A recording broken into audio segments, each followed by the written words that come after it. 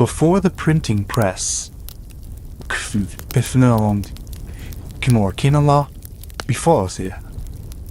in for example, in Christendom, there was a world of flesh and desire, Cheyenne celebration, ritual, and transgression. A world complicated as contradictory, and as deeply human as our own. We call it the Middle Ages.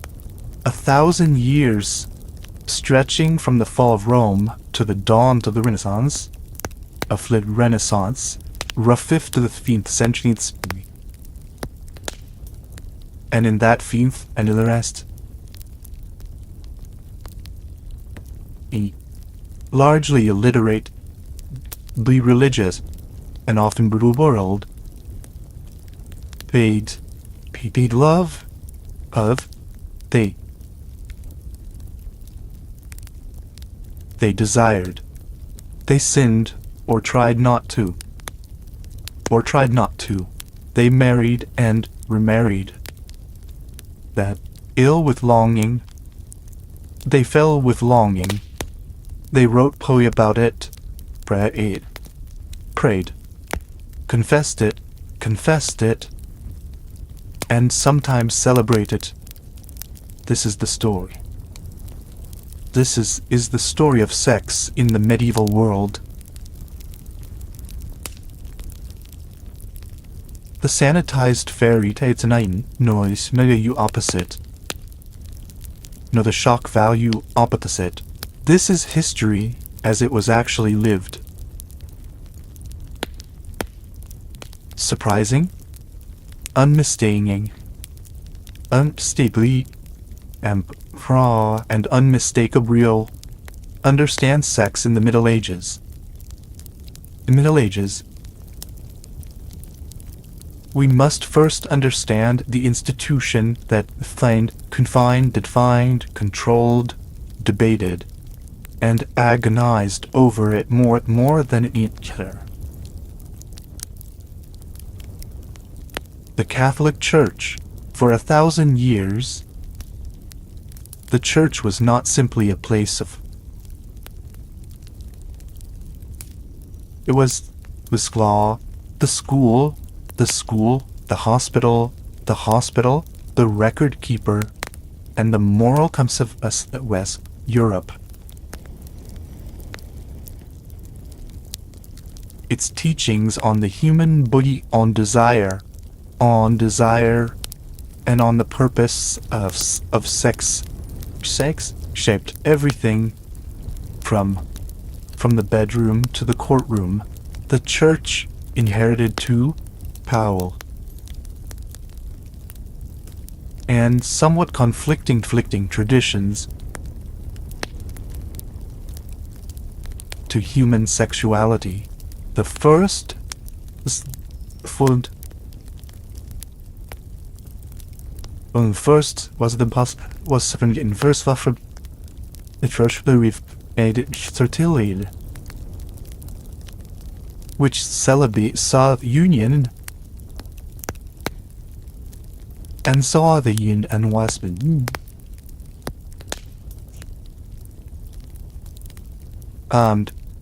from God. The second was a profound was strong and certain strands of Greek philosophy and amplified my thinking that like Simon the Theist. Augustine of Hippo, who wrote in the 4th and 5th centuries, both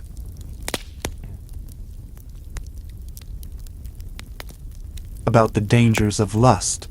Augustine had lived a sexually of lightus before his conversion, famously asking God in 10th Brenton chastity.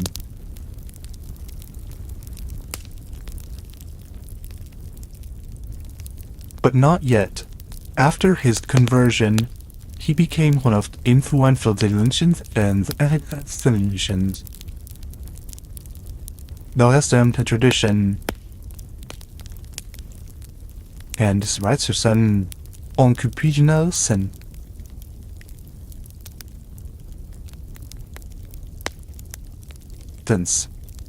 The disordered desire that resulted from the fall of Adam and Eve would shape Catholic thinking about sex for more than a millennium.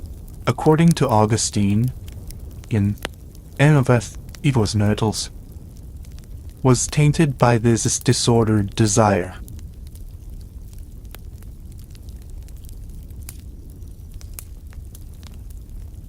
The very fact that the body responded with arousal of the rational will was a sign of presence.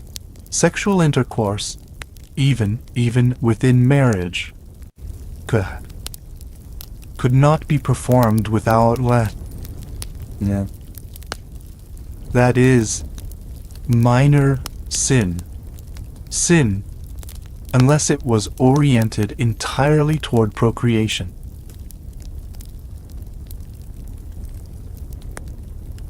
This was not the only voice in the church, but of the loudest and most enduring.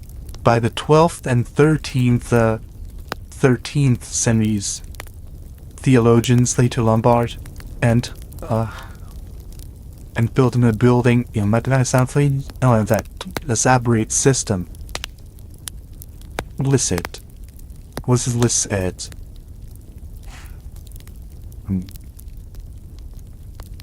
Meaning permitted. And when it was illicit, Thomas Aquinas, Augustine, and Aristotle, and particular in natural laws moral, when it fulfilled its given purpose.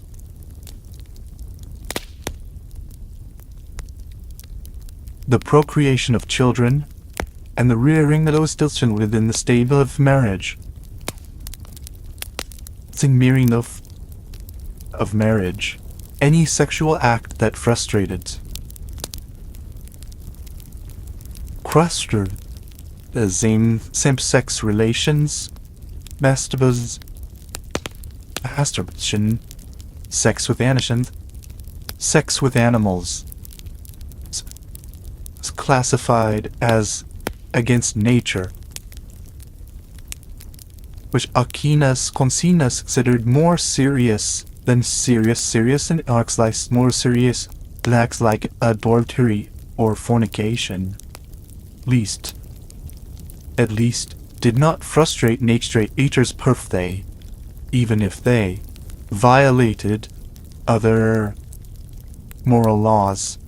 This hierarchy of sins with sins against nature at the top had found consequences that judged sexual behavior. It was a framework simultaneously deeply rational in its internal logic, and from a modern perspective, deeply strange. The church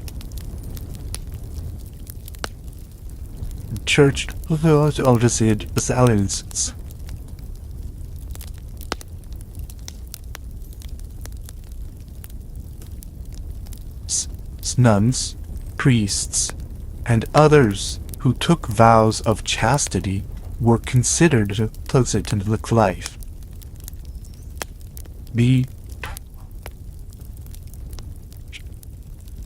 From the pull of the flesh, virginity was especially valorized for women connected to the model to Lumi.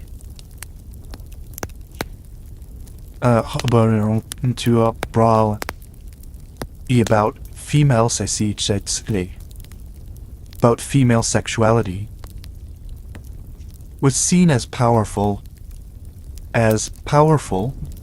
and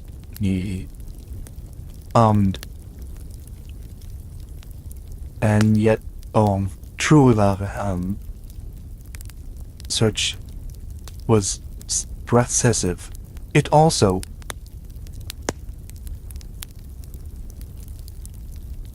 in right certain unknown of consent provided a theming work. It with her was the logical framework was not only but at times described as good and even joyful. In the medieval world, marriage was not a personal choice. A response. It was a legal institution, a property transfer, a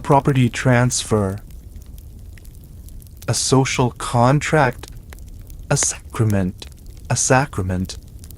and a matter of profound theological significance, understanding how medieval people married. And what marriage meant is essential to sexual culture of the era.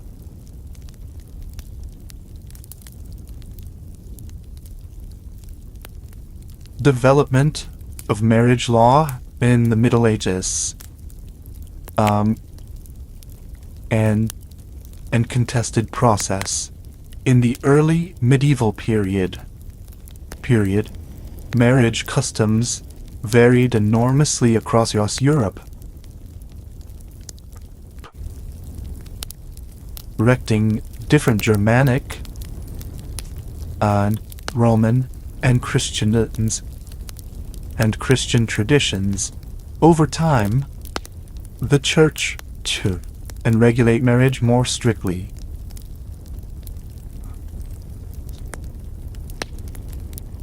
More like of how years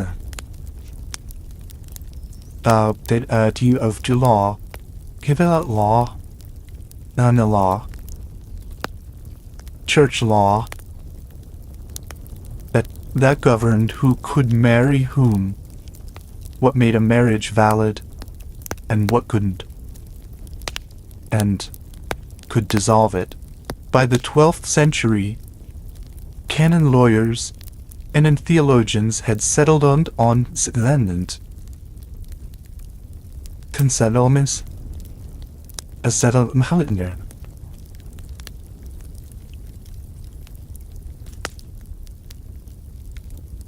This was a remarkable position, and in some ways a genuinely progressive one for its time. The canonist Gratian, writing around 1940, around that a marriage was initiated by betrothal, a promise to marry, and completed sexual consummation. His near contemporary Peter Lombard Ordat sent alone, even without consummation, made a marriage valid. The church ultimately sided with Peter Lombard's vision. Two people of legal age form a valid marriage simply by exchanging vows in the present tense. I take you as my husband. I take you as my wife. Even without a priest, a church with church witnesses, their parents' blessing, This is not merely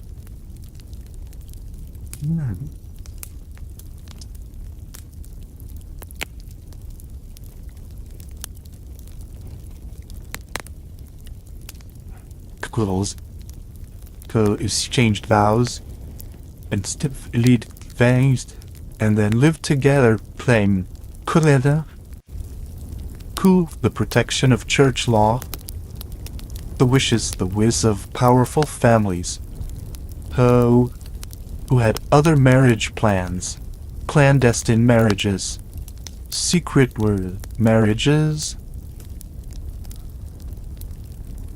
were a recurring social problem in the Middle Ages.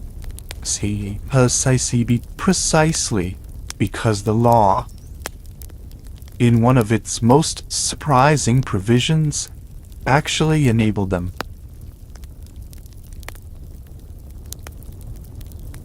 This does not mean that medieval marriage was primarily about individual choice, as in the modern sense, for noble and aristocratic families. And marriage and the pivotal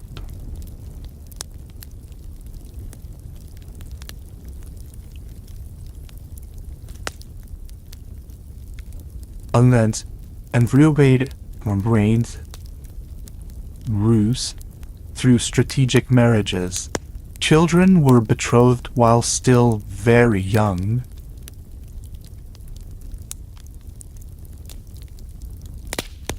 Thonen loss, feminine law, them bed, marriage, but for boys, in keeping with theories about the age of puberty, these betrothals of young children were not understood as median barriers, but as binding promises to be consummated when the appropriate age. The appropriate age among peasants, urban craftspeople, marriage, entangled economic considerants.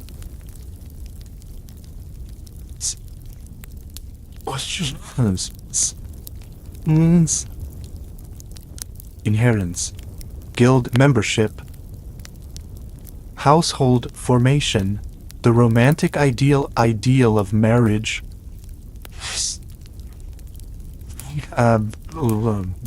version about some favorites while Sufam live most stress.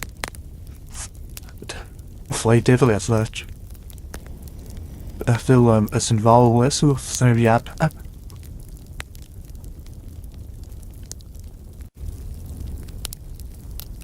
Yet personal affection don't intolerant from me prejudice.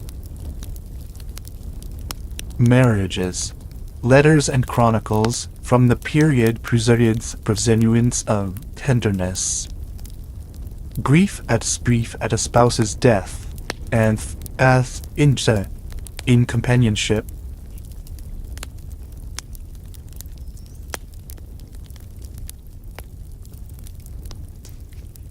Many usefully minimally about marital intimacy.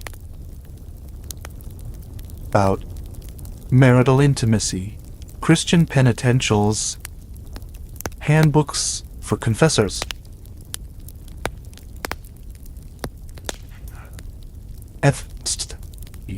That husbands and wives had desires and needs.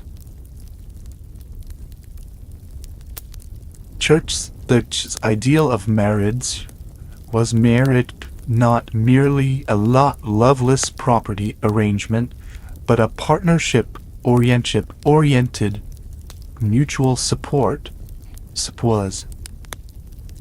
as well as procreation, the phrase used in marriage rites. Ned writes, for the remedy of concupiscence, the rearing of children, and mutual companionship.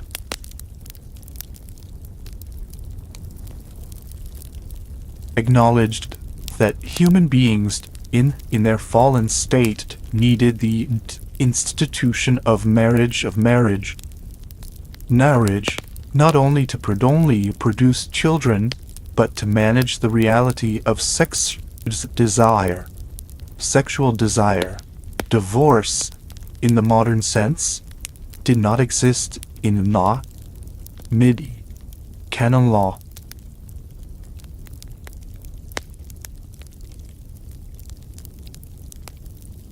Marriage, once validly contracted and consummated, indissoluble. However, the church did permit annulments, declarations that a valid marriage had never existed on various grounds. That one or both parties had not given free evidence that they were too closely related by blood, by spiritual kinship such as godparenthood, that one party was already married, or that one impotent at time of the marriage. The grounds were entrance for certain especially for of faithfuls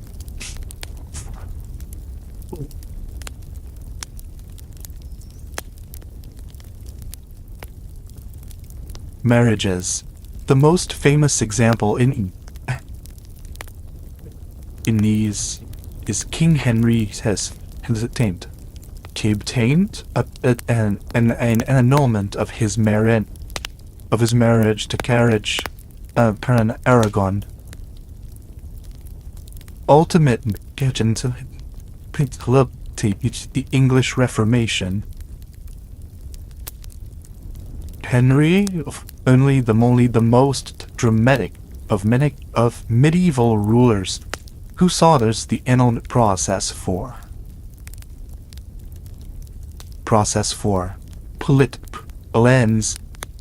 ends inside the medieval marriage.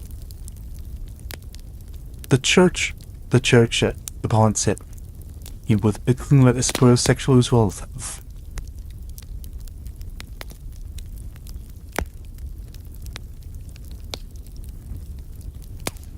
Debt, based on a passage in St. Paul's first letter to the Corinthians, the Gons. This happened that husband and wife had equal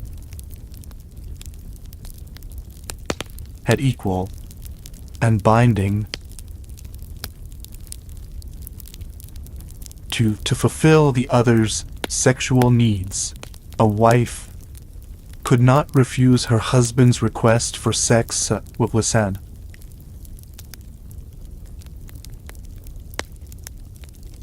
Equally, husband could not refuse his wife. This mutual obligation, codified in canon law, and canon law debate ends.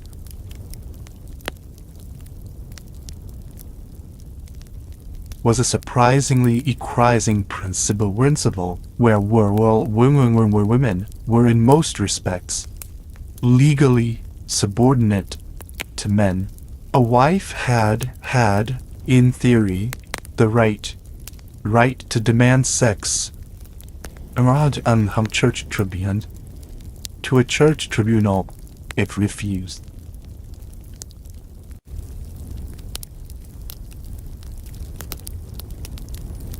This was not simply theoretical. Church court records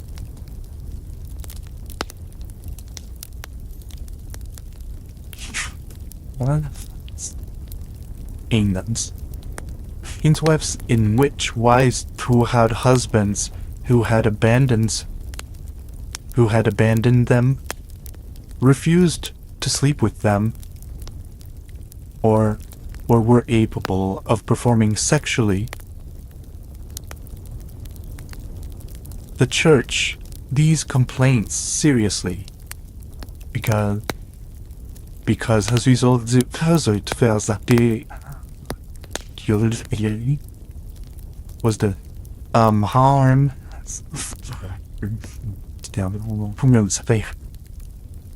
wife's welfare, leaving her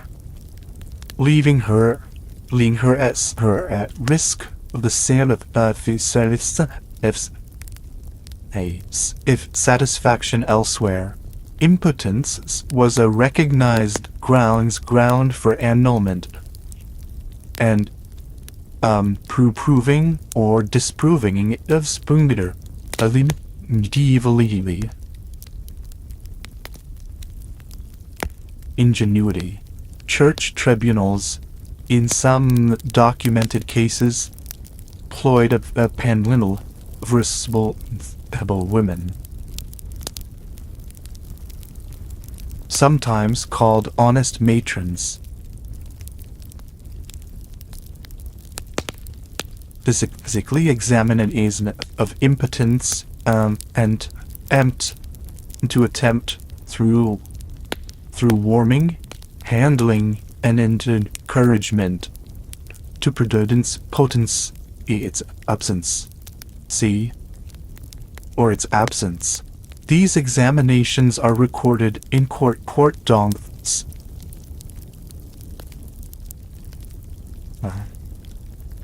And France. To reveal which the church treated the conjugal debt, the mort mulai, or well the breaking toll equivalents.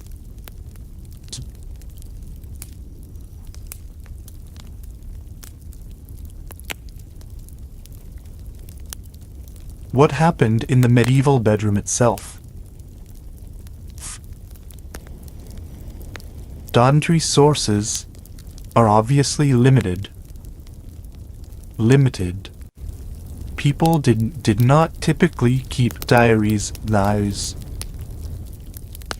for sexual lives, but we piece together these and penitentials medical texts, theological discussions, study, and occasionally from literature, penitentials, written quiets hearing confess. The detail, along with says, with the penances, prayers, fasting, pilgrimage, assigned for each. These documents were not pornographic.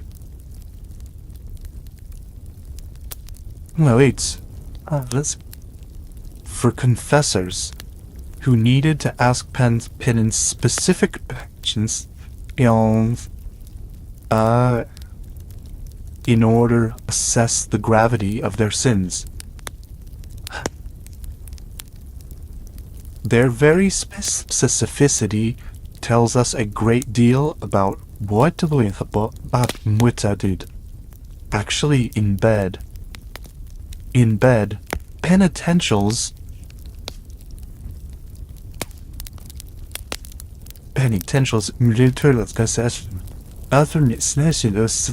over the missionary position with the church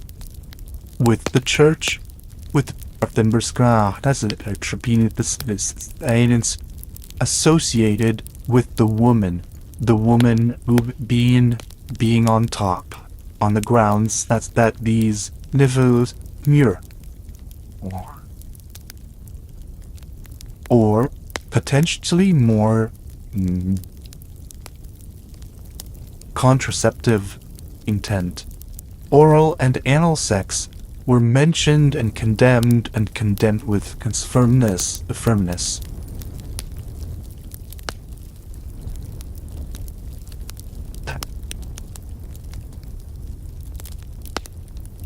That and address acts and such care, and with such care is itself evidence that they occurred. Medieval medical texts added another dimension to our understanding, drawing on translations of Arabic and Greek metaphoric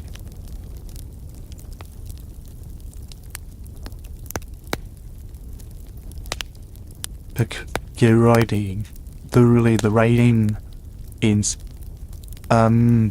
canon Hippocrates understood of conscience, spirits.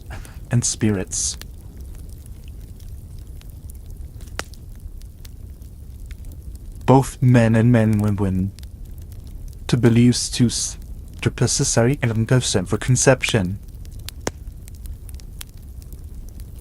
A view derived from Galen and female orgasm and female orgasm seven occur.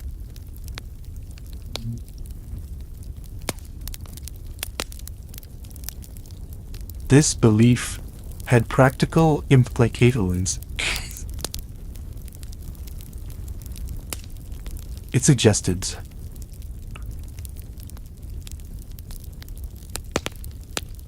only morally permissible, but perhaps naturally for reproduction. Physicians wrote about the health benefits of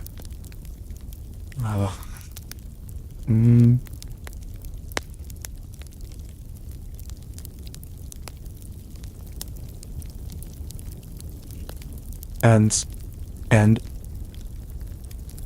the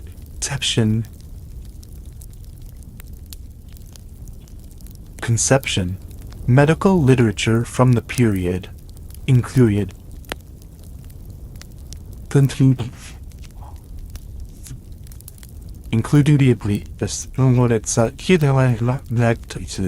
female medical practitioner at Salerno gave advice on female health, fertility,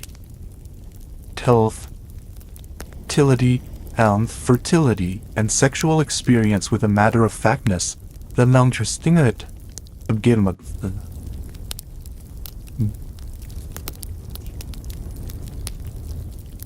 literature. The Fourth Lateran Council, 215.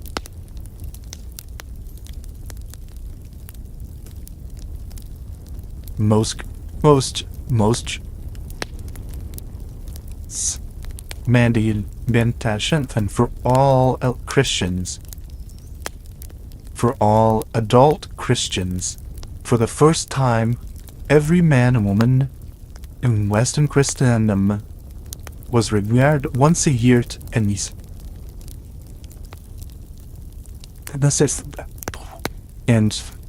the spins crucial sins.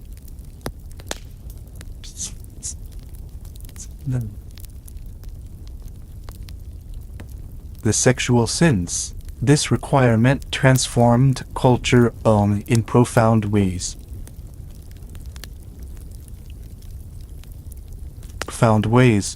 It created and made an enormous demand for confessors trained and assess sins of the flesh.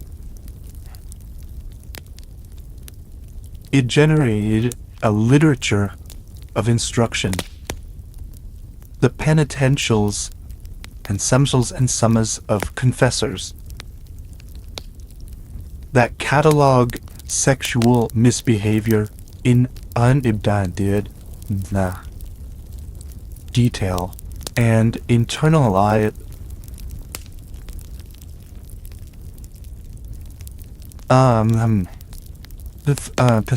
Catholic culture.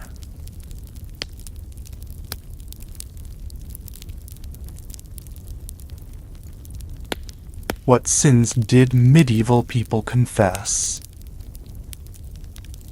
The evidence from penitence and penitential and from wreckage suggests a wide range. Fornication, sex between unmarried people, was extremely common and widely recognized as such. Adultery was more serious. Masturbation, self-pollution, or the self-devonen, was addressed at length.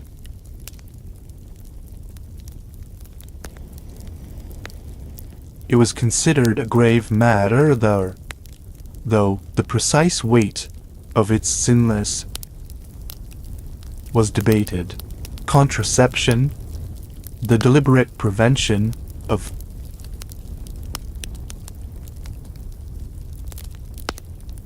was proportioned to how it was achieved. The use of herbs to prevent conception, to induce deception, and this kind of literature. And of this condemnation, that people were using these methods. Medieval women and men had access to a variety of botanical preparations. Some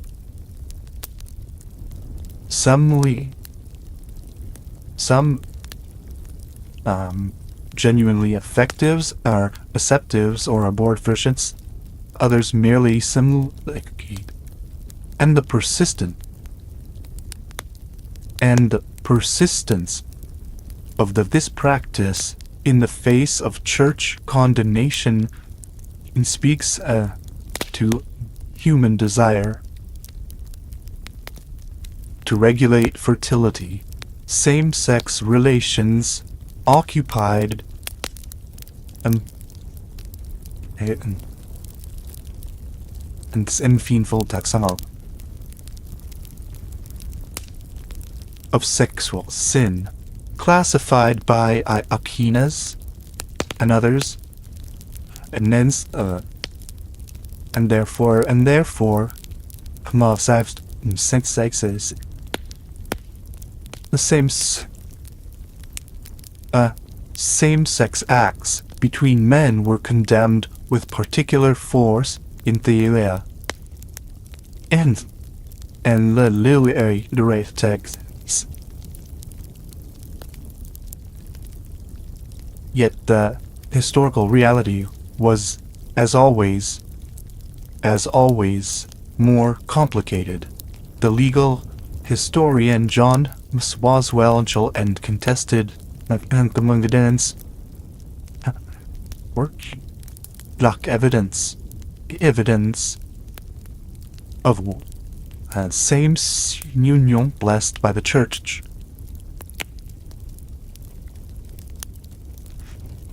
Subsequent scholars have debated his interpretation of the text.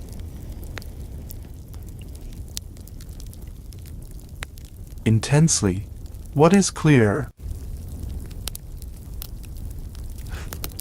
The same sex authorities were condemned, and were sometimes punished severely. Particularly later in the later medieval period, when, under the influence of the Gregorian Reform movement and the new mendicant order,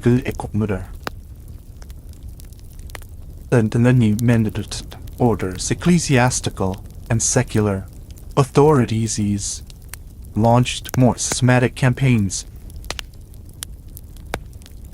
against sodomy. The punishment in various secular jurisdictions as severe as by burning or mutilation.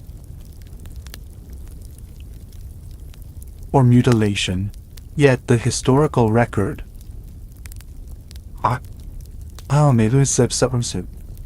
terms of men and or ships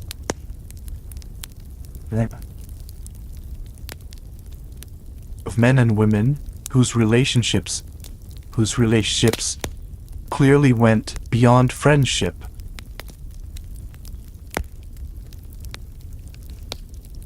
And of a homoerotic aesthetic in certain incidents and certain literature and art.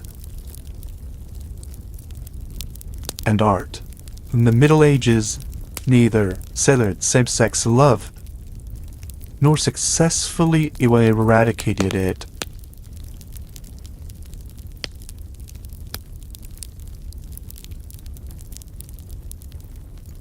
The experience of site of sexual negotiation, a confessor was trained to ask probing, designed Poland of penitence sin. The specific act, the number of times, the circumstances, bothers, whether there was a partner, whether that partner was partnered to someone else. The guidance literature for confessors instructed them and avoid asking questions specific things so specific that they might teach them hasted previously known existed. This anxiety itself tells us something important. Considered there's equirefrains might be pedagogically counterproductive. The confessional was simultaneously asleep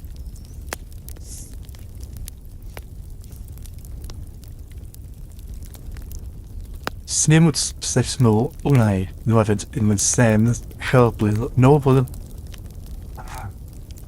knowable and in some peculiar way more present. At the courts of 12th century southern France, a new literary tradition was born.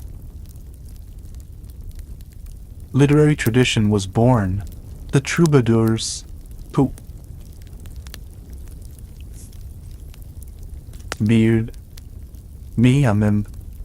some of them women known as troubadours, composed lyrics in the Occitan language, the Naxplen language that explored erotic desire, longing, and the pleasures of love with a sophistication, irony, and emotional complexity. That emotional complexity astonished their audiences and has fascinated scholars. The tradition they created, known as fin amour or court love, was cultural inventions of the Middle Ages, and its influence in European literature, music, and the very concept of romantic love extends to the present day. Inventions of love were specific and elaborate. The poet or lover typically idealized denanatuya. And nearly always merry lady.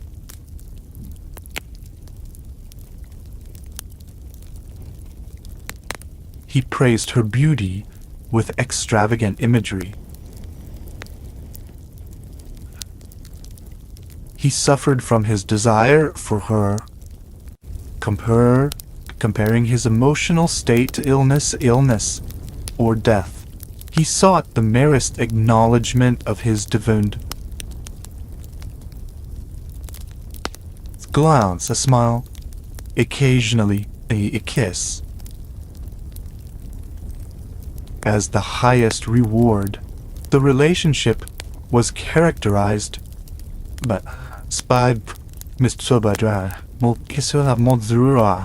oration or restraint, and by strength, and by service.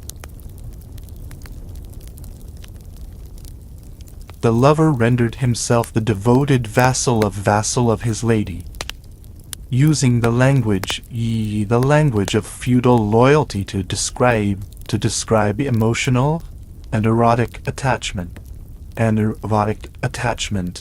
relationship was secret because the lady was typically assumed to be married to another man.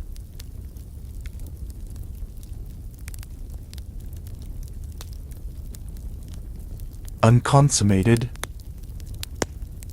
though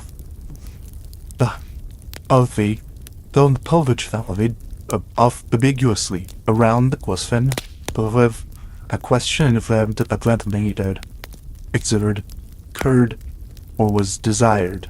Scholars have disagreed fundamentally about what Corey described. Was it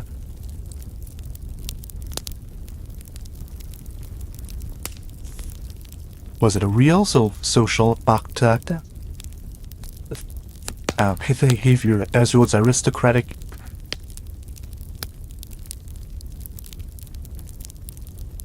Was a literary using the conventions of desire to explore ideas about virtue, beauty, and the good life? Was it a form of emotional and psychological sublimation, channeling desires that could be into the territory of poetry?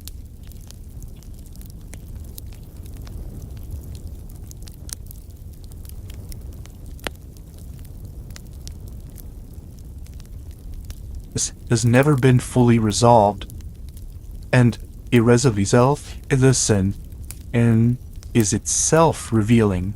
Courtly love was probably all of it at once. Literates, game, social practice, and philosophical inquiry, and its multiple registers are part of what made it so generative, the trovative. The trouberites, the female troubadour poets, offer a particularly fascinating window. Desire.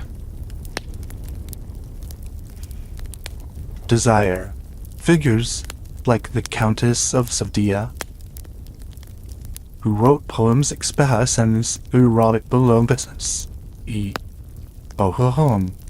for her lover, with a directness that would not have embarrassed Sappho. Complicate any simple of women, passive objects, male desire in the Middle Ages. These women wrote the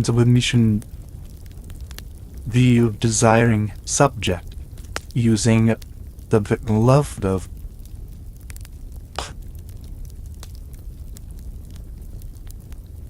instead wrote and sophistication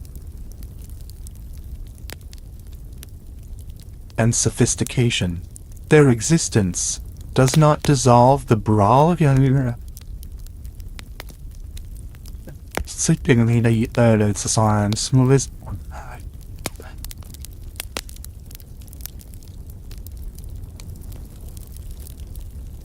that can stay than it might seem.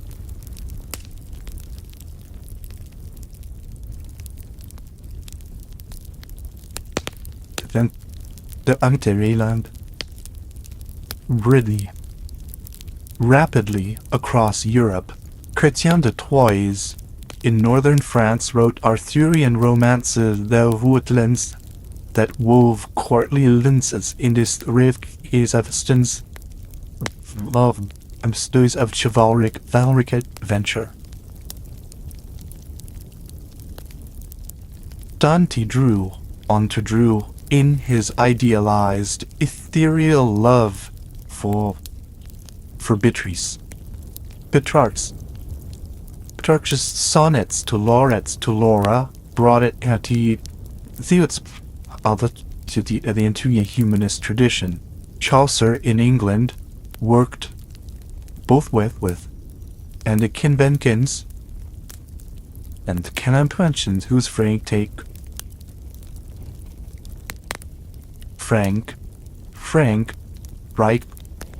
ribald tales of adultery, desire, and sexual comedy. Sexual comedy exist in productive tense with the possession of the tradition. The great medieval literature of desire was not a monolith. It was a exhibition. It was over centuries and across languages about what human beings owe to one another, what they desire, and what the relationship between the body and the soul might ultimately mean. Medieval society. Most scoping.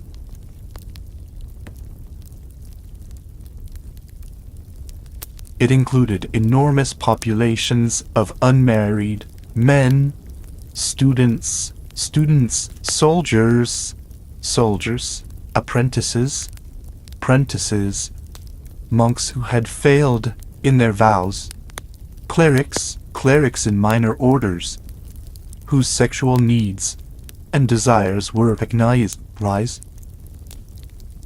recognized social problem. It included widows and widowers who might not be married.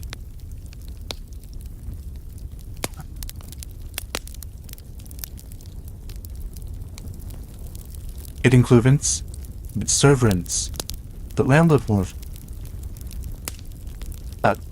all poor. For economic or legal reasons, could not or did not their formal marriages. The sexual lives these lives is for shame said as the symptoms. Then the runnings nerdy.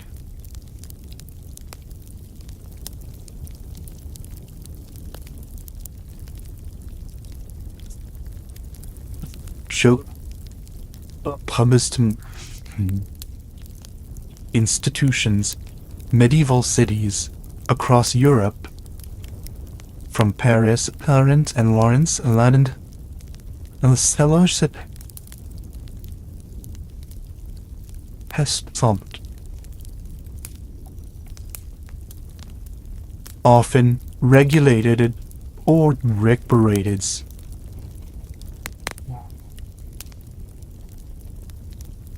Authorities. The logic of this regulation was thickly articulated in terms drawn from state.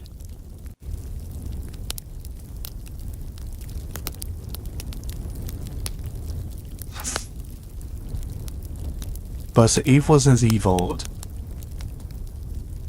It was a lesser evil than the alternatives, without the outlet of prostitution. the sexualities of unmarried men. Would unmarried men would overflow into more destructive forms? Rape, seduction of virtuous women, sodomy.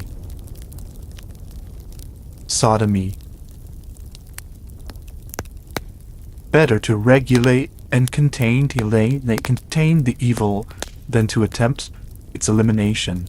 Thomas Aquinas himself used the metaphor of spore,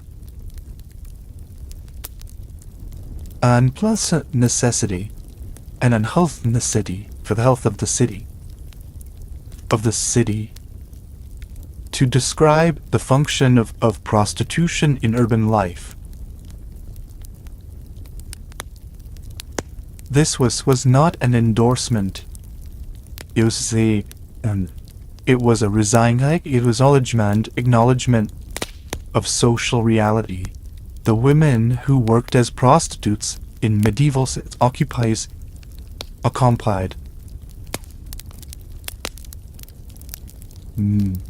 actively and deeply ambiguous social position. They were stigmatized, legally disadvantaged, acquired in many cities, bellies, to wear a marker identifying then their trade, and excluded from many of the social and political to respectable women. They were also in a relatively economically independent in a world where women were under the legal guardianship of fathers or brothers. Brothels in cities, floors, and Southwark in London, Artak in Dundumen in detail in Millis Records and records. These words reveal institutions that ranged from some large semi-shells establishments with investments with item and when individual women operating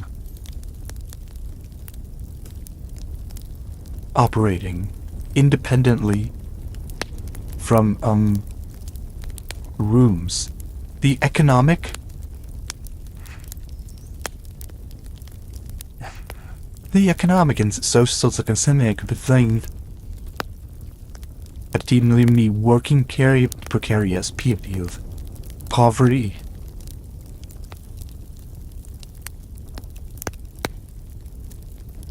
the or husband,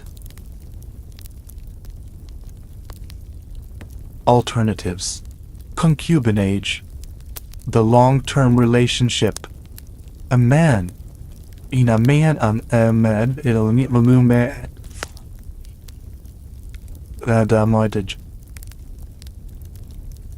was another wide practiced alternative from its intermediate that period. In the early medieval period, Germanic law codes recognized concubinage as legitimate institutions and alongside formal marriage. The church worked steadily. This situation excludes the validity includes the idea of formal Christian marriage. By the high and late medieval concubinage to remained extremely particularly among the clergy, despite the Church's requirement of clerical celibacy, formally mandated at the Stayance in London London Council in London 39.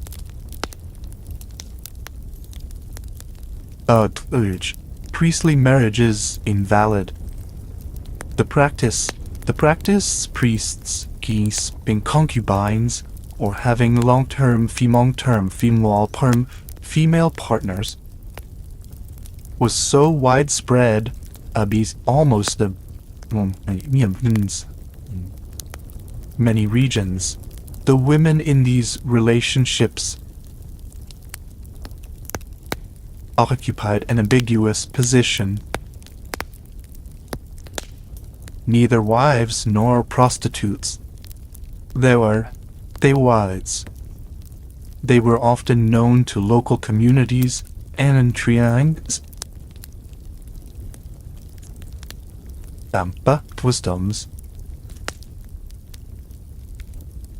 Depending on local customs, the children born of these unions complex legal and social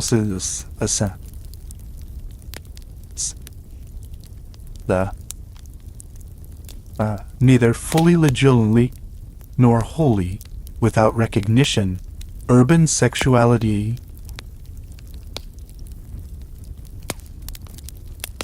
and lived not a head quite Kimberlage and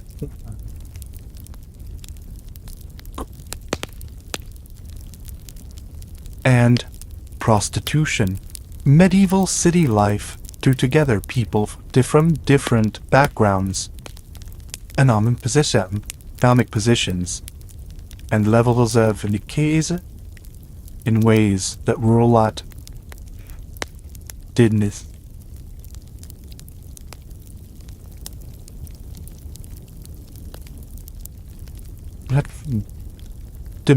Servants live in intimacy to their employers.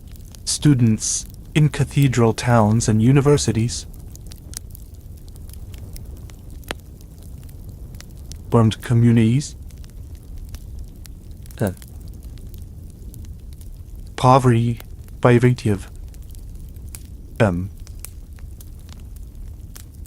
family supervision.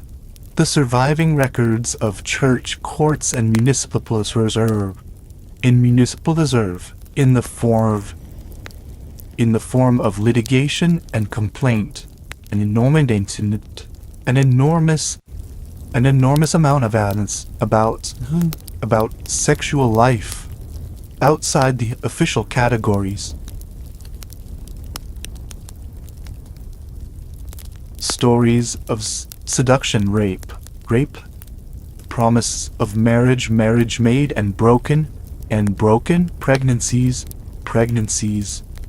outside of wedlock, and the endless human complexity that no legal or theological system ever fully captures, alongside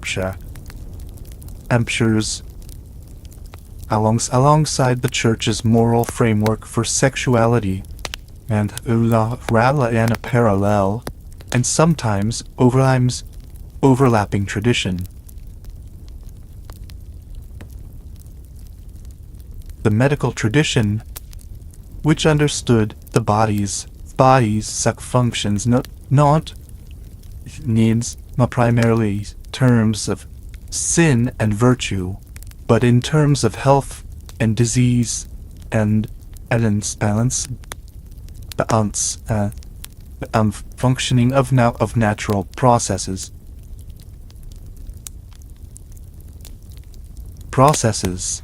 The recovery of Greek and Arabic medical texts.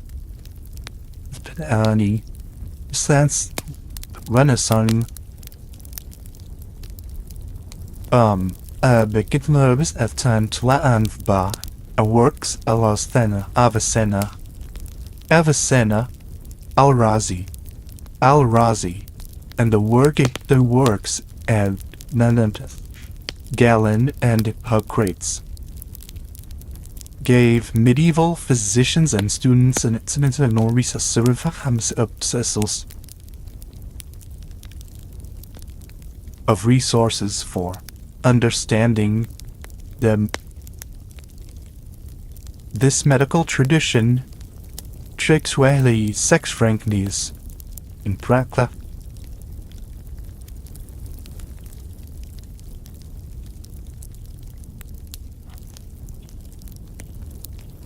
Startlingly modern, the Galenic theory of two seeds. The Galenic theory mentioned at conjugal debt, with the conjugal debt, had far-reaching implications, conception,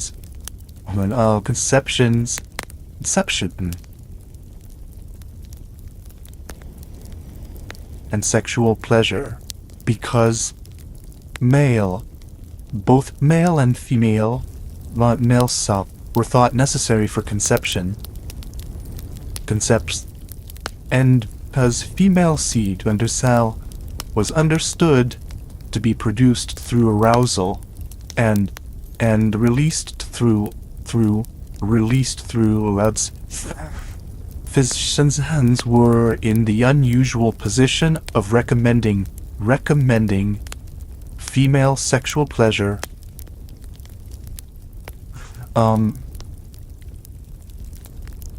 for reproduction. This recommendation appears in medical texts.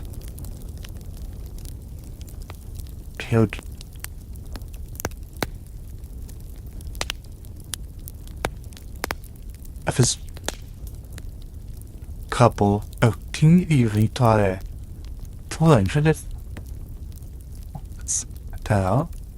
these are the wife's necessity as a medical necessity. Medical texts discussed foreplay, Asian, and the timing of male, if male pleasure, with mad of oriented, partly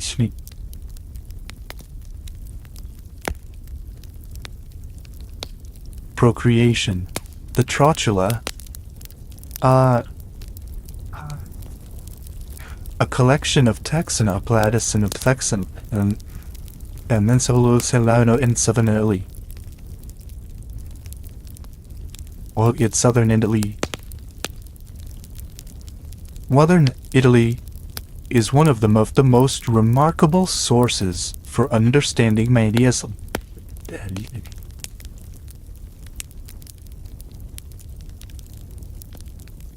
And sexuality.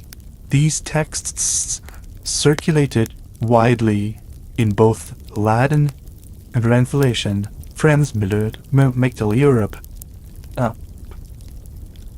with menstruation,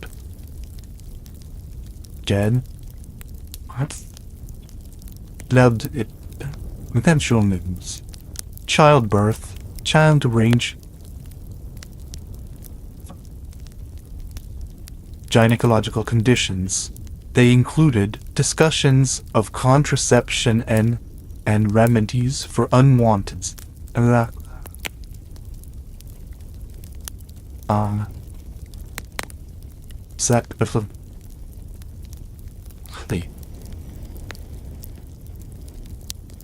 with texts broader oriented toward helping women achieve healthy deliveries.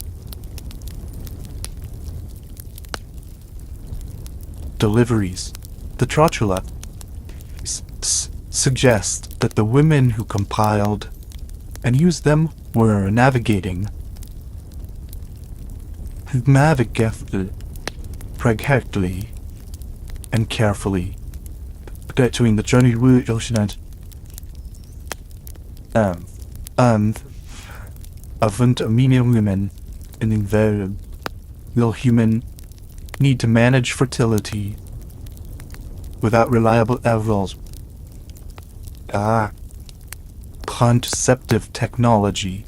Fertility was a profound concern in medieval society, and infertility, and recognized medical and social problem. Canon law allowed annulment on grounds of impotence, a means of meaning the ability to consummate the marriage. This gave an official legal dimension to questions of sexual function. But infertility,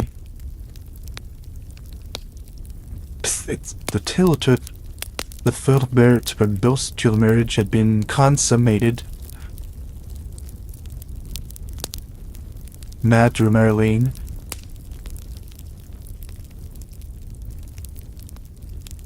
and prayer. Medical texts prescribed virus for both male and female infertility, ranging from dietary advice and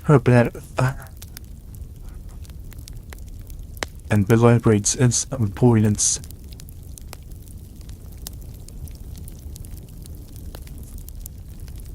Amulets and charms, often involving semi-precious stones, alongside of rose. Devotions. The lines between medicine, magic, and the medieval world were far more fluid than monasteries suggests. Medieval pharmacopoeias. Lists of medicinal plants and their properties preserve a fascinating record of preparations used for sexual purposes. Some plants were believed to increase sexual desire or potency. Others were used to suppress it, particularly in monastic communities, where the maintenance of chastity was a communal concern. Plants with emmenagogue properties, the ability to stimulate menstruation.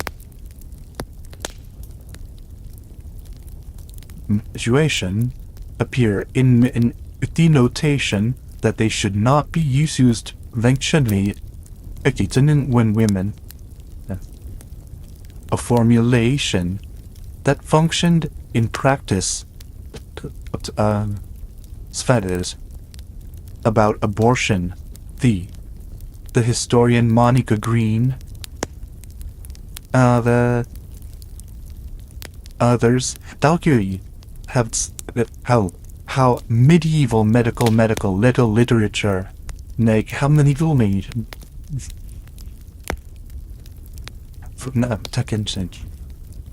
it should help how women bring required in genuine gynecological problems and the moral proof on contraception and abortion. The history of sex in the Middle Ages not be told without confronting to revive directly asymmetry of power between men and women, but shaped every actual life. Many women in medieval European society were in most respects legally subordinate to men. Daughters were under their fathers, wives under that of husbands. women, not generally public office. Most professions or represent themselves in most legal proceedings. Their bodies, they're subject to the monastery and where is defined as sterling.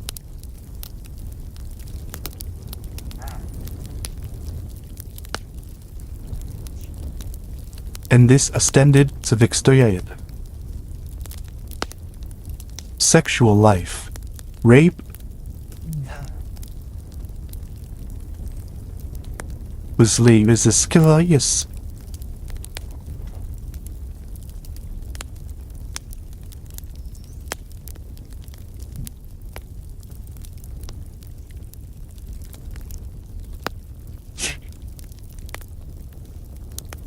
Of the society, in much of medieval law, was primarily early understood its offense the providence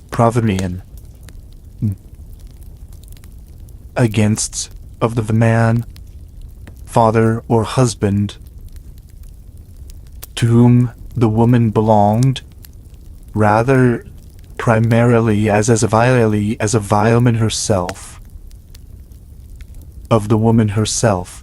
Punishment of convicted rapists was death.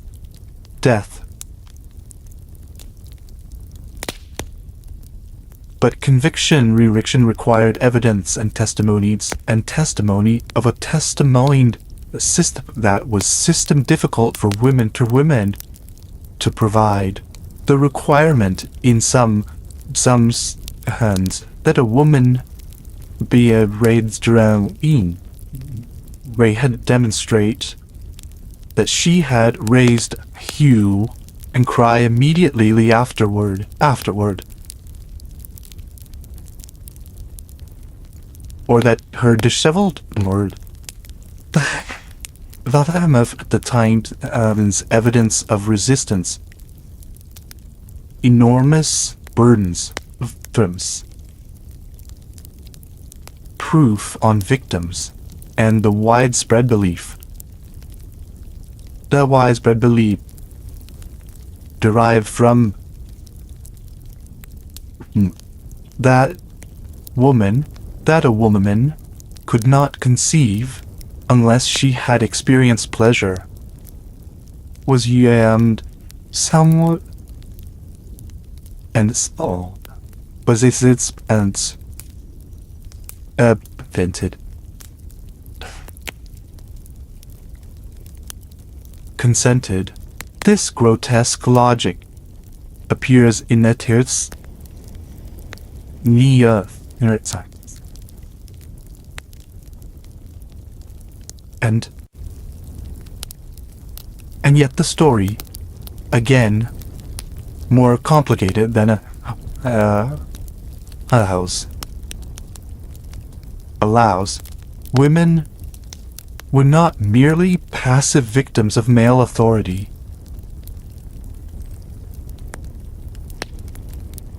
They were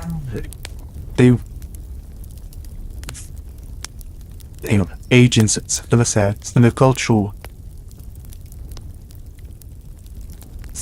Considerable constrained imposed the records of church court women's voices testifying about their own sexual experiences, making claims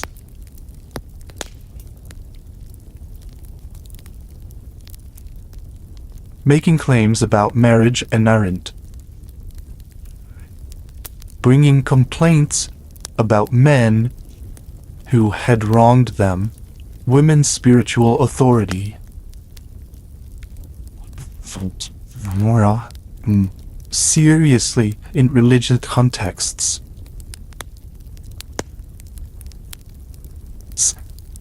Fitness like the guard of Bingen, Mactilde of Magdalene, and Marjorie Kempe Marjorie Kempe about the body, desire, and divine extraordinaire complexity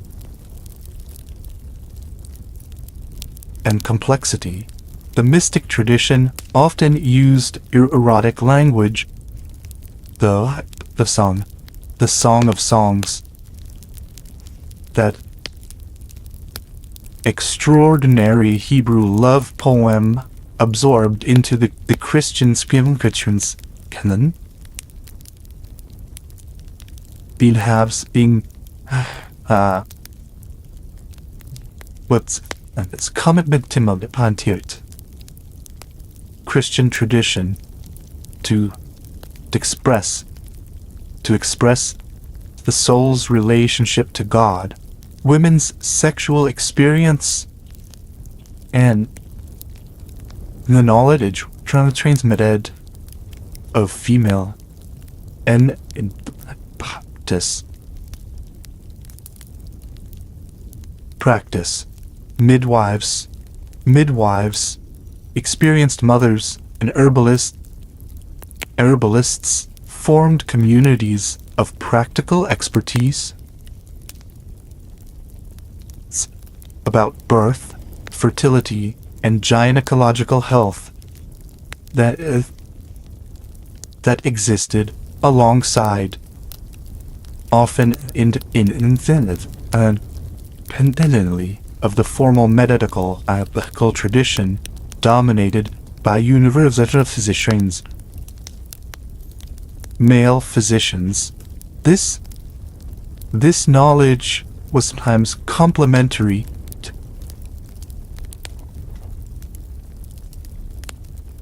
and in intention with it. It was almost never formally documented by the women that practiced. But this means much sturdy,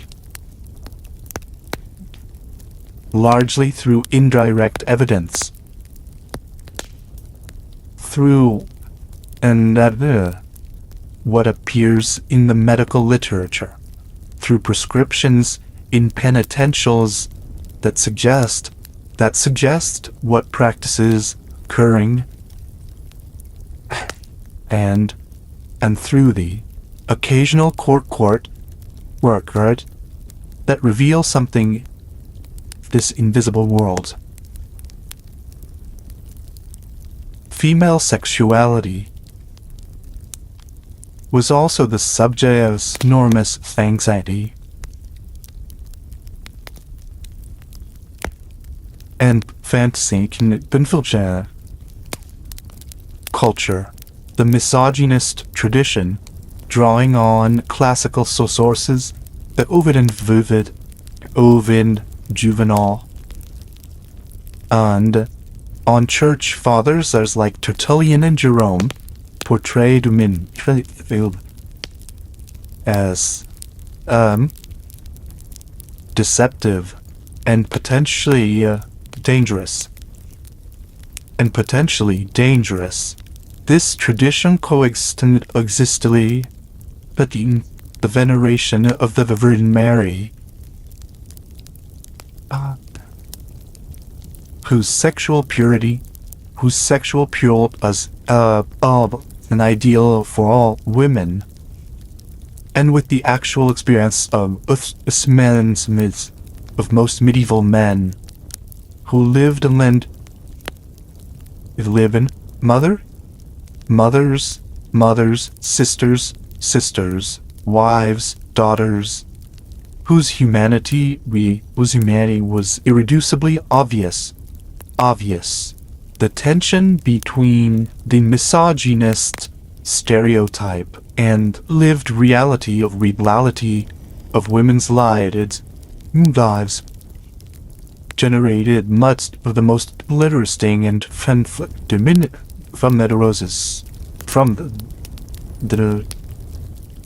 Middle Ages, from the Roman de la Rose, its exploration of desire to Chaucer's wife of Bath, as potential of female sexual desire and martial experience in marriage stands as one of medieval literature's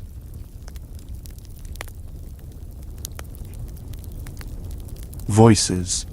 In the world of medieval Christendom, there was a class of people who were, in theory, entirely the world of sex. The clergy and the religious, those who had taken vows of celibacy, chastity, and in the case of nuns, the full set of religious vows that included poverty and obedience. These individuals, high medieval period, in hundreds, thousands across Europe, were supposed to have renounced entirely the monastic ideal. Numbers of a sexual desire, the complete erotic energy toward God.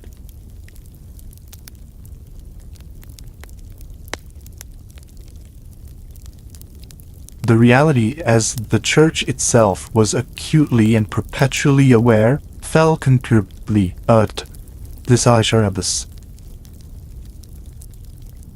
of this ideal. The struggle against temptation was built into the very structure of monastrality, desert fathered, and the third generation.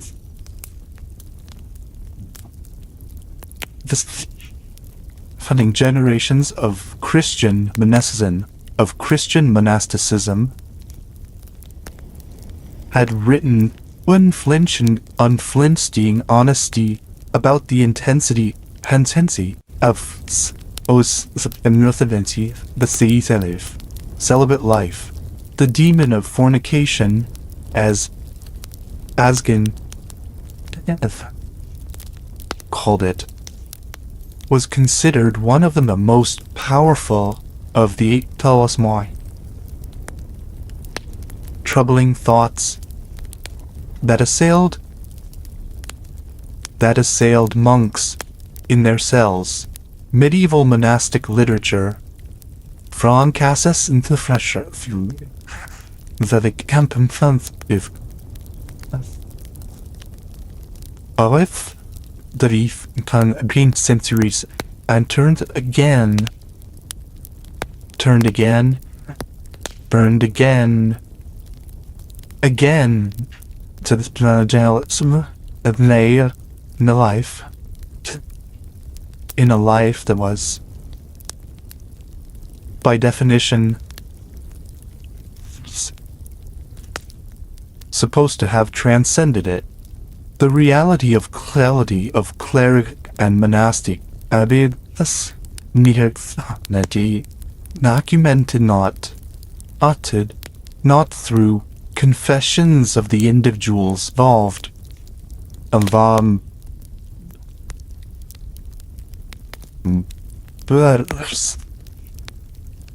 The camp of reformers, ends of reformers. Occasionally, the satires and poems, ends of poems of clerics themselves, the phenomenon of priest has already been mentioned. Monasteries and convents were, in the records of visitation,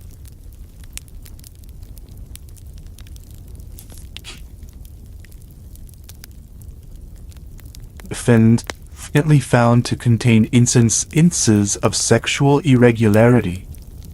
irregularity. Monks who had formed relationships with women who worked in or women around the monastery, convents, in which the enclosure meant to spirit nuns from the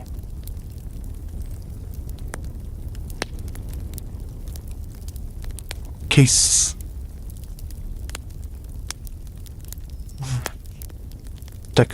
community. In community, the historian James Brundage. This is comprehensive history of medieval sexuality, a standard reference,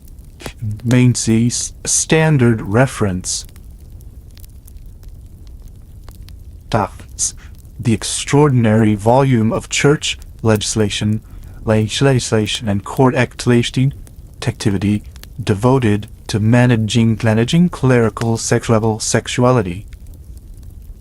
As evidence both of the problems persistence and of the institution's determination address it. The complex relationship between religious celibacy and sexuality also generated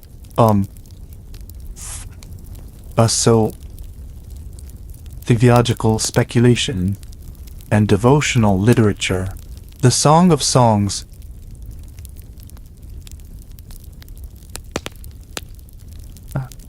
that interpreted allegorical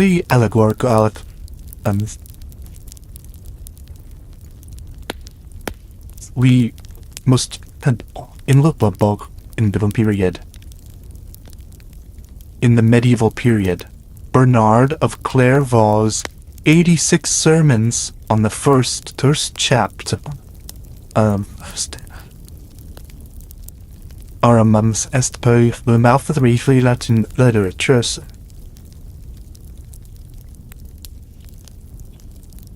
Use language, and they use the language desire, the beloved's breasts, the lover's kiss, extraordinary, of extraordinary intensity. This was not shocking, spiritually.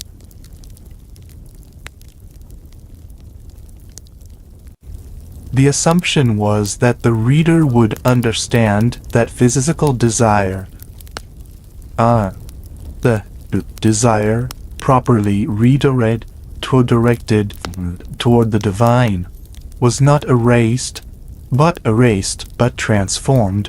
The highest mystical states were regularly described in terms of erotic union,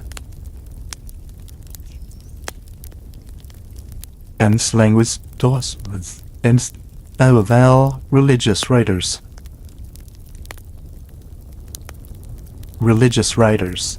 The question of where the metaphor ended. It just seemed more something like the body. Embodied and physical on is one it medieval space with great mystery.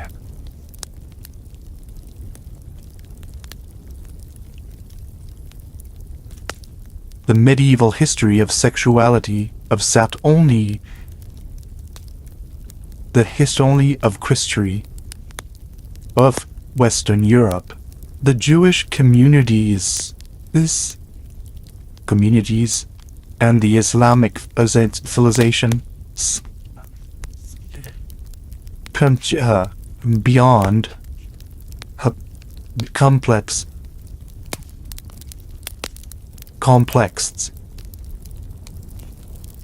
and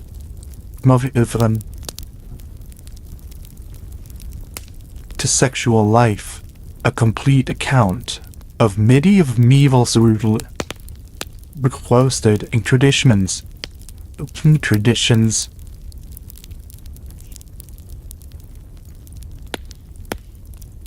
Sko. Linte. Their importance. Jewish law as preserved.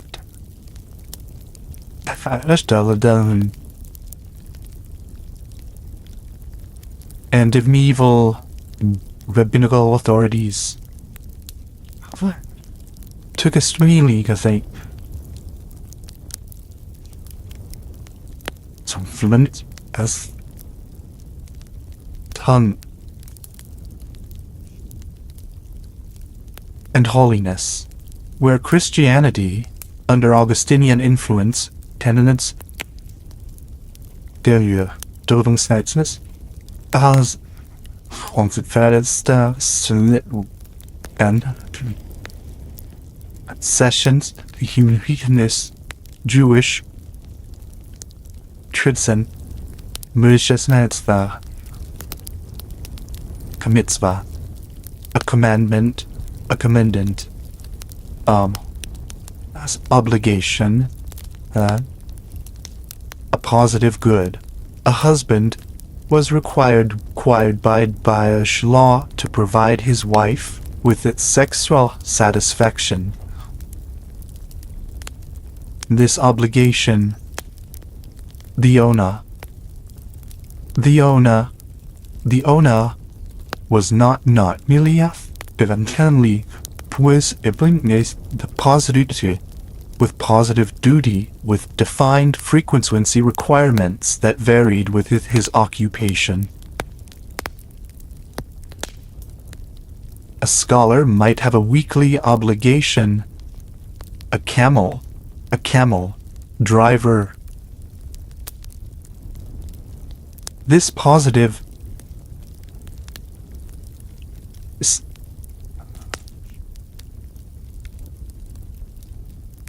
snarls extended or discussions of technique and plan fucking root at sure now this stand in theology.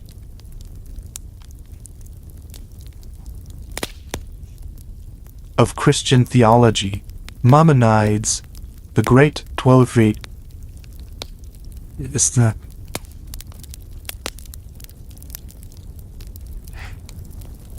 synthesis and and Jewish law that engaged with ethics of sexual ethics. His Mishnah Torah consider God of the Yavoy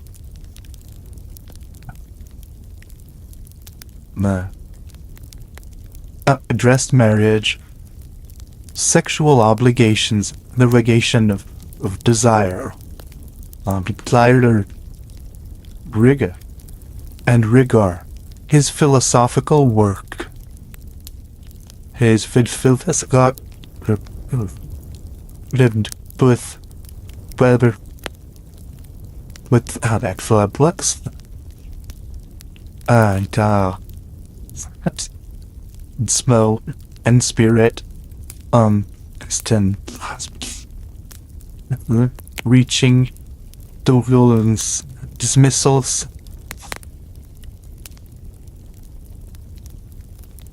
the dismissal of the body. Islamic law similarly had a rich and in England with Bedford tradition in need permitted. Islam permitted polygamy. A Muslim man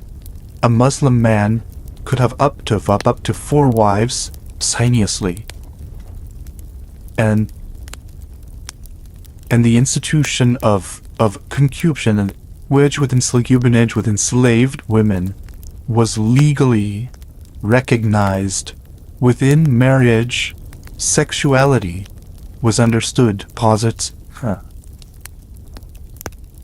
say, what is us, and Islamic literature, much of it drawing on the same Greek and Arabic sources as Christian medical tradition, addressed questions of health, fertility, and pleasure with great frankness. The tradition of Islamic Aramic literature in works like The Perfumed Garden, attributed to Muhammad Ahmad al-Nafzawi, represents a strand of Selenel and direct parallel in medieval Christian culture. Though it has many points of conflict, Wicca, erotic literature, at the same law, treated certain sexual offenses with extreme severity.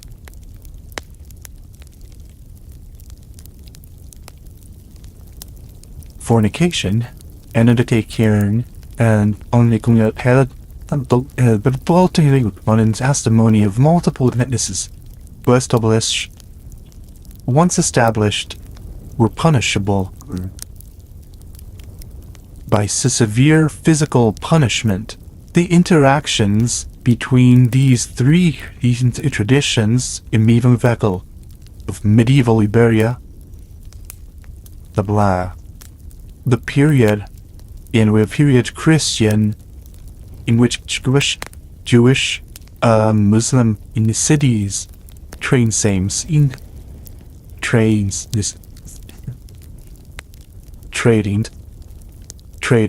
translating, disputing, and occasionally intermarrying, created one of the most culturally productive and sexually complex environment in medieval world. The love poetry of the Arabic, Hebrew, circulated across religious boundaries.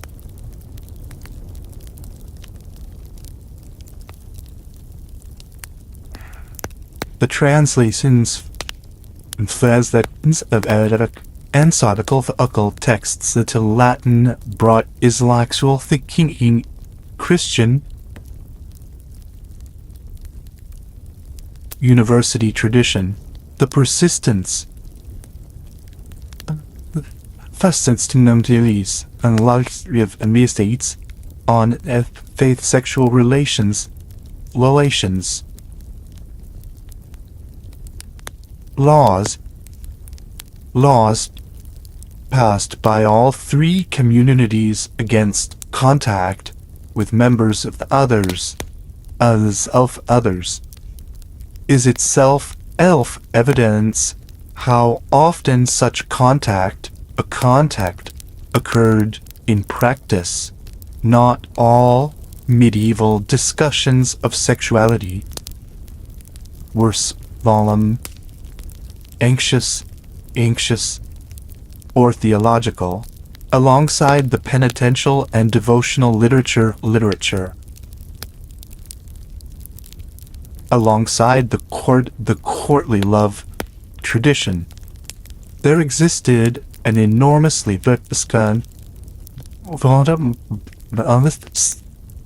comic, body, and ribald literature that treated with humor, irreverence, and a cheerful disrespect for the powers of both church and courtly convention. This tradition which has deep rich mythological literature, and the comic short tales of 12th and 13th century France, found its greatest mythologies books in the Geoffrey Chaucer. Geoffrey Chaucer, Boccaccio's Decameron, completed around 15 and Blathbeuf de Bière de Berck.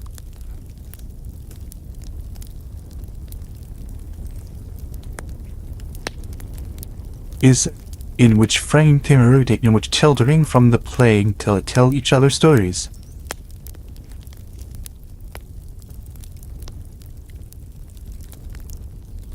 "10 Days. Many of these stories are explicitly sexual in content.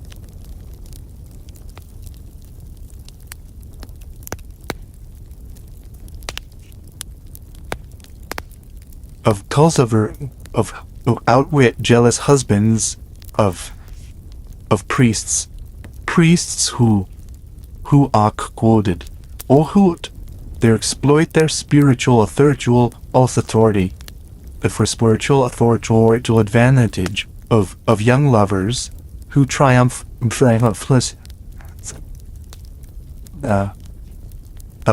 through wit and audacity.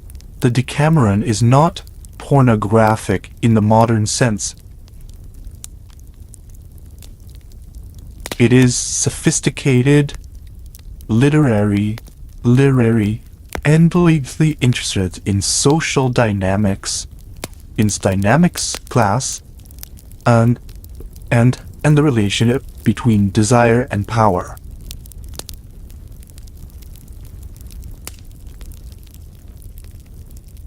But it treats sex with a matter-of-fact pleasure, air, and an ironic eye that has delighted readers for 7 centuries. For 7 centuries, Chaucer's Canterbury Tales, written in the 1380s and 1390s,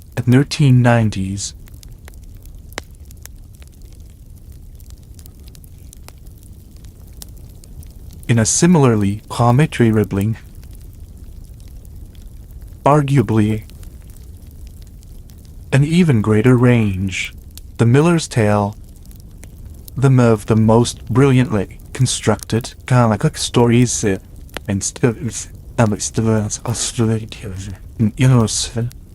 involves a duelist, Nollis of his wife, and another suitor in an elaborately staged adultery story that ends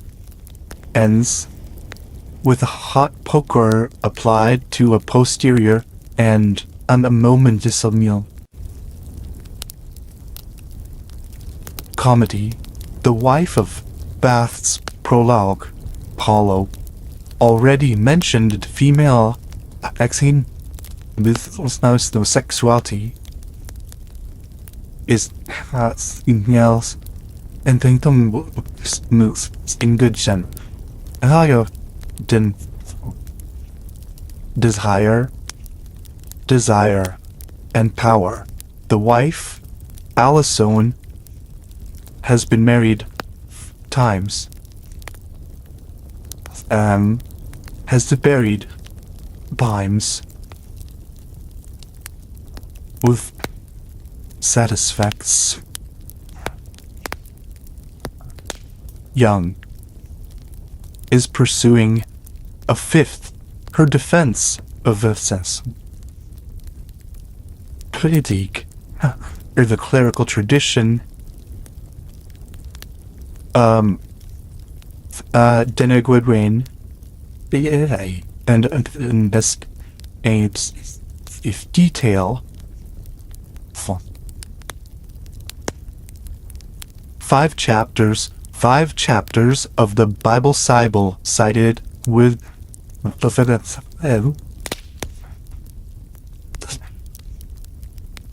makes her one of the most characters in medieval literature. What do these comic texts tell us out sexuality that the more solemn sources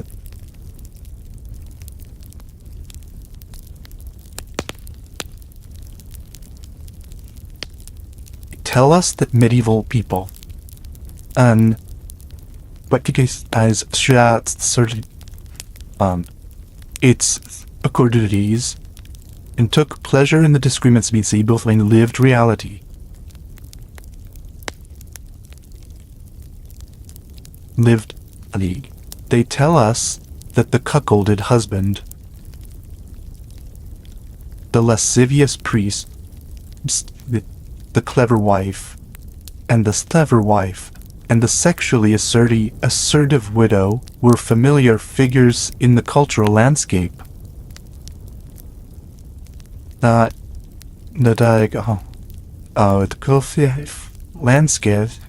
transgression, but recognizable types.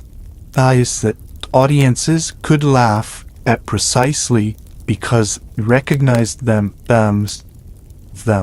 from life.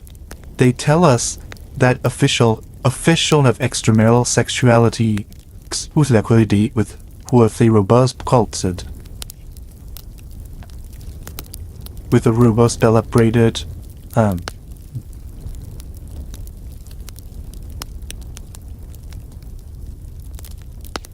if only in the safe space of fiction.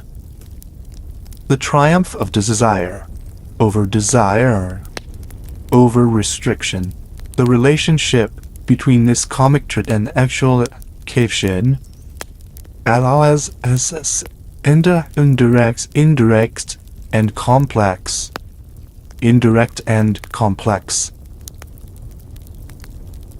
But the existence, popularity of body literature is itself OLEDs.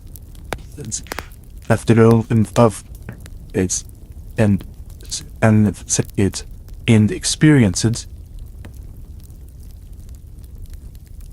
In 1347, the Black Death arrived in Europe. In the space of rough 5 years, between a third of Europe and higher population died. Cities lost half people. Villages were wiped out entirely. The psychological, spiritual, social, demographic effects of this catastrophe measurable, and they include all of that.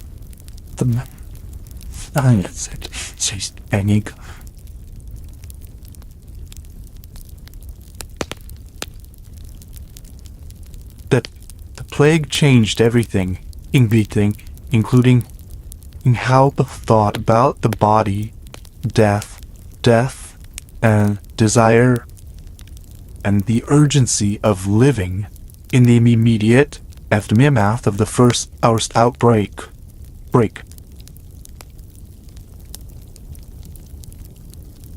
Chronicler. Extremes of sexual behavior. Some writers described a collapse of sexual restraint. People who believed they were going to die in the conventions and fidelity, engaging in what contemporaries describes as reckless pleasure-seeking in the face of imminent death. Boccaccio himself, in the famous decimal described how respectable women deprived of their husbands and male protectors were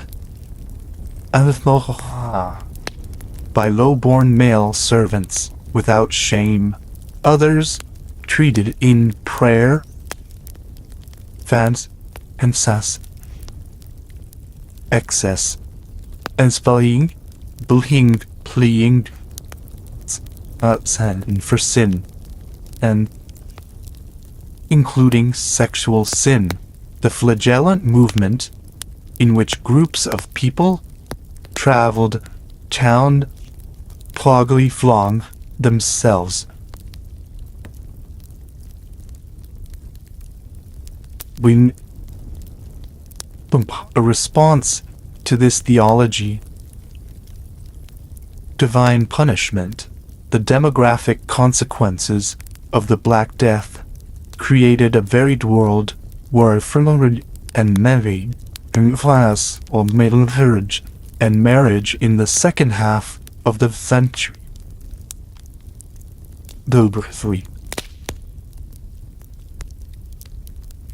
The massive labor shortage created by the death of so many on the women's and the laborers, including women, unprecedented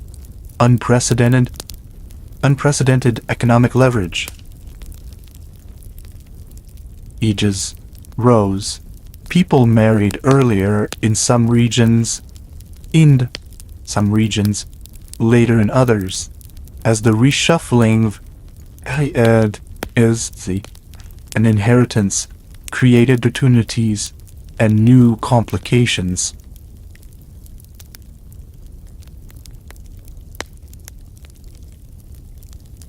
The survivors of the plague often remarried quickly, sometimes a spouse, times spontaneous or static outbreaks. The accumulation of wealth,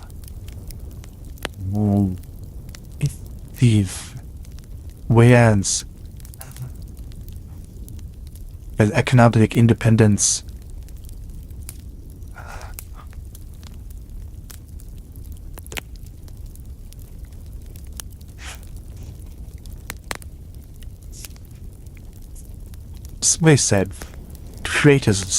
creators spaces for new forms, those swarms of sexual negotiation.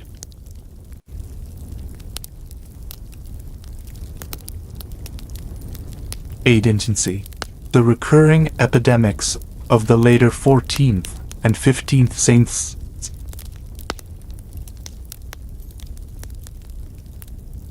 The plague returned roughly every generation for over a century. Created a culture in which the nearness of death was a constant companion. The danse macabre, dance of death, an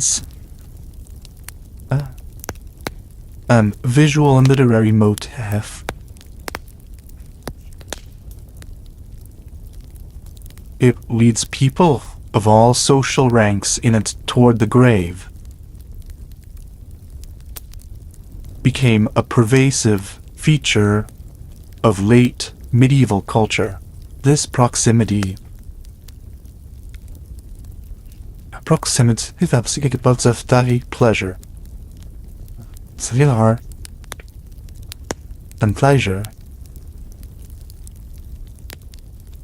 of the time remaining. The late medieval literature of the Ars Moriendi, the art of dying, existed all alongside the continued vigorous production of erotic literature and the slave,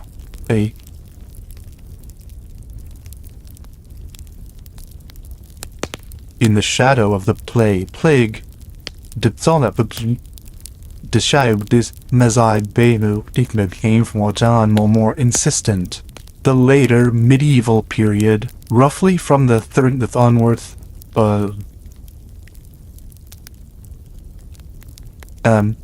by a significant vacation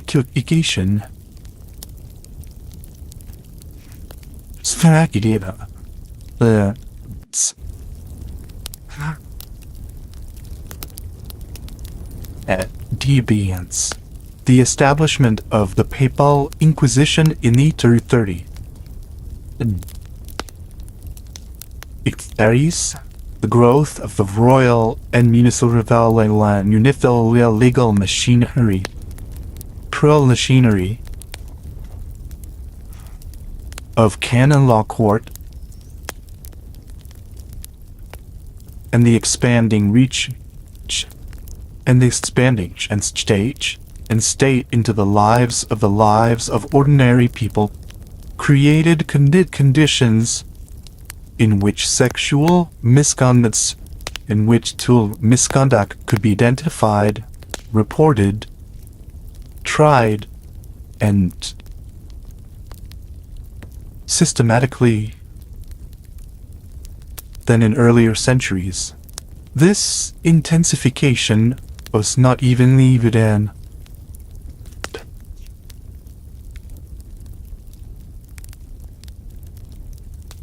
It fell with Kofel, Suwarwati Mardi, Jews, Muslims, the poor, and on sexual behaviors that had been defined in the theological of sin,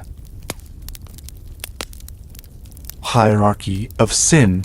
The prosecution of sodomy in particular became more dramatic in some sections. More stick here. In the later medieval period, Italian city-states like Florence and Venice established dedicated prosecutions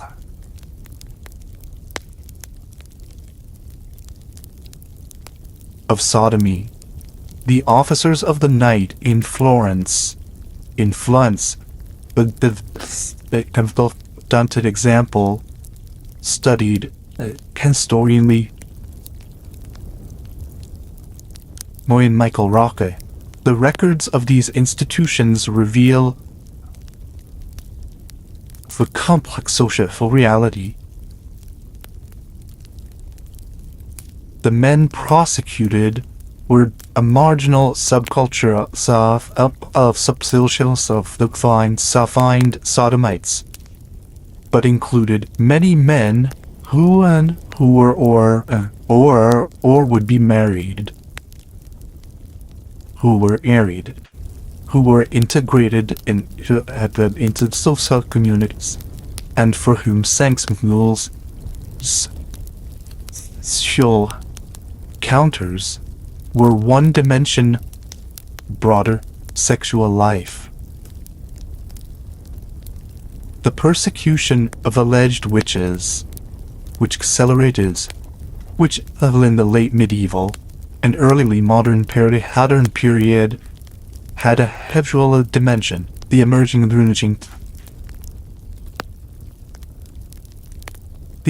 theory of witchcraft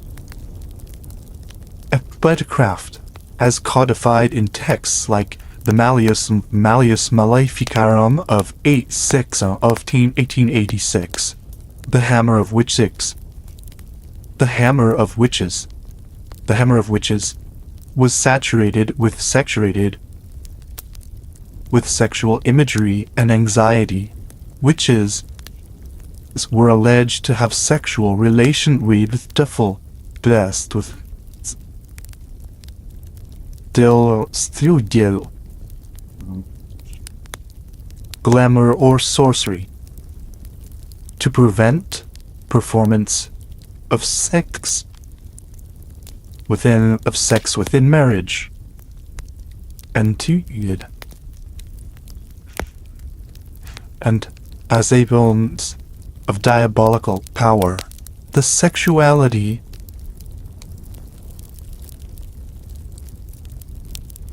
is of male anxiety about female and power a vals me fame al civil have a heat desire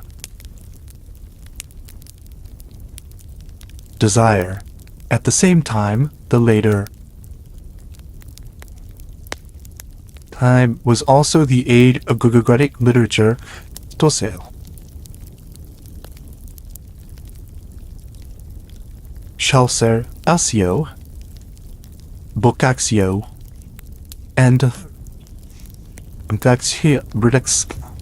an imperfection of Tinley, of course, and devotional poetry in which either the desire in both sacred and profane registers was this kingth and depth the intensification of persecution and thus curiosity was motivated self-these both of the same society. The contradiction is not accidental. Times of social stress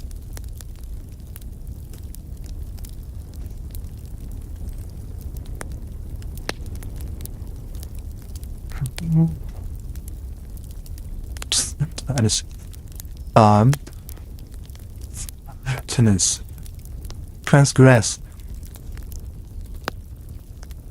The transgressed. We have traveled through 1,000 years of desire. The Fangredis unveiled. The forest the Augustine, the Liwadea Dieseling, the legal animists, the legal of canonists, the lyrical of the canonists, the lyrical ambitions of the troubadours, the practical wisdom of the bled, the midwives, and herbalists, the body comedy of Cossars, Pelgas, and these, and the catastrophic disruptions. Death. What do we take away from this?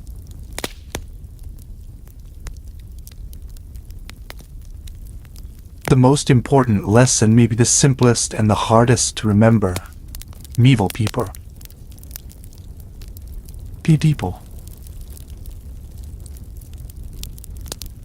They desired, they loved, they grieved, they felt shame, aim, and pleasure, and confusion, and joy.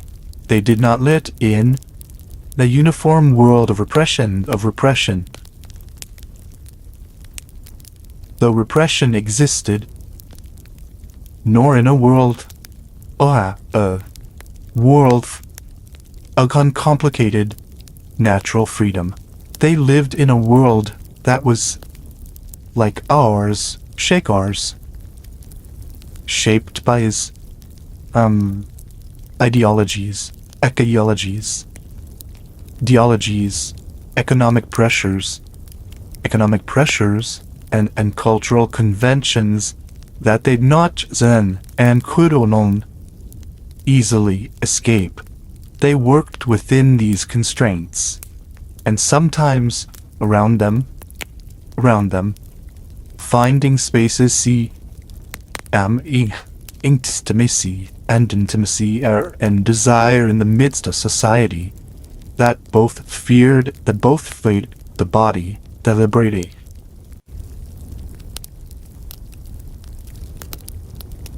The medieval church's engagement was not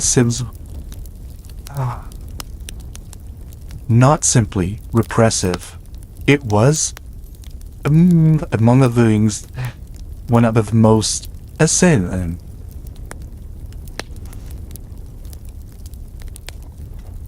Thought to take the body serious as a moral and spiritual matter.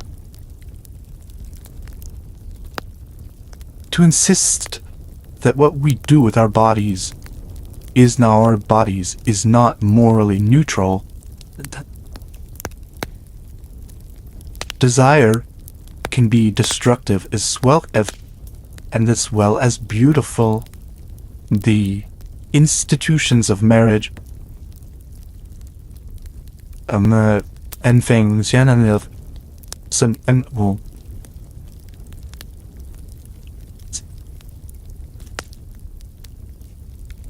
and cultivation. These are not on ideas.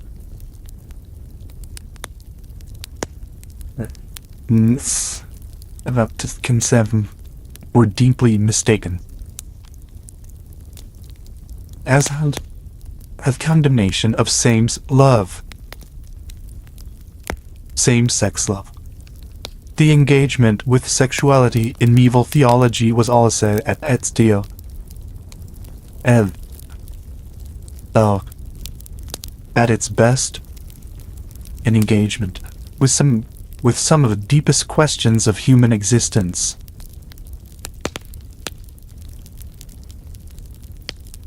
What it means to be both a body and a soul, how desire and love are related,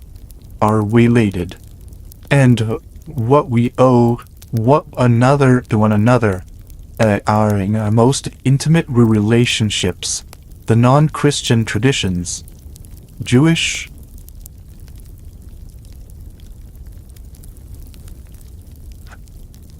and gemeines Banis Engs body suspicious strand of mace event of medieval Christian thinking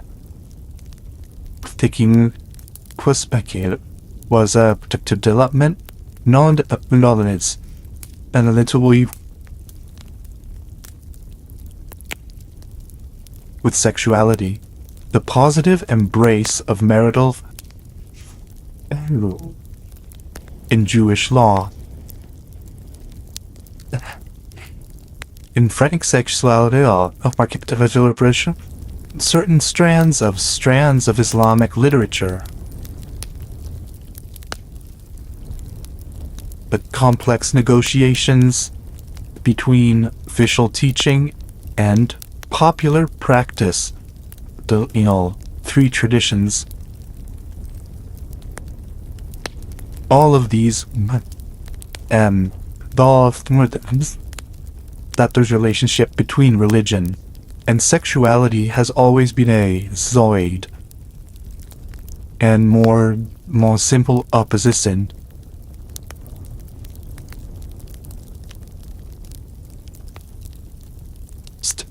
The voices of women in the medieval source, Trobarits,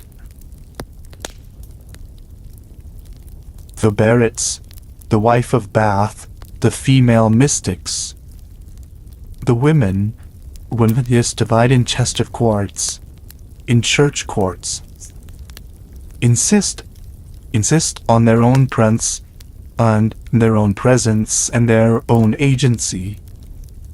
With the nisbogimship, if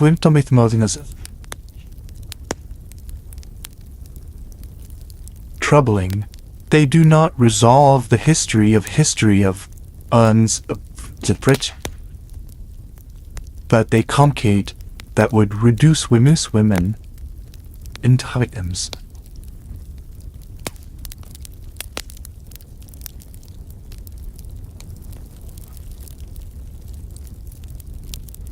These are more than our framework suggest, and the comic tradition, the Finan, the Fablio, the Decameron, the Canterbury Tales, reminds us that sexuality has always been for life as well life society. The distance official ideals and lived reality and living whispered issues and always been a source of humor. The ability to laugh at the absurdities of the desire is itself a form. The Middle Ages. we would do well to remember it as the light fades on the medieval world, as the printing press begins to change everything, as the great cathedrals stand complete against the darkening sky, as the last of his Felacutor sings little canso, and the plague exhaled its whistling. Learning to count its dead, we are left the conviction that these were neither a dark age of repression of natural freedom. They were a human time, as messy and rich contradictory as any other.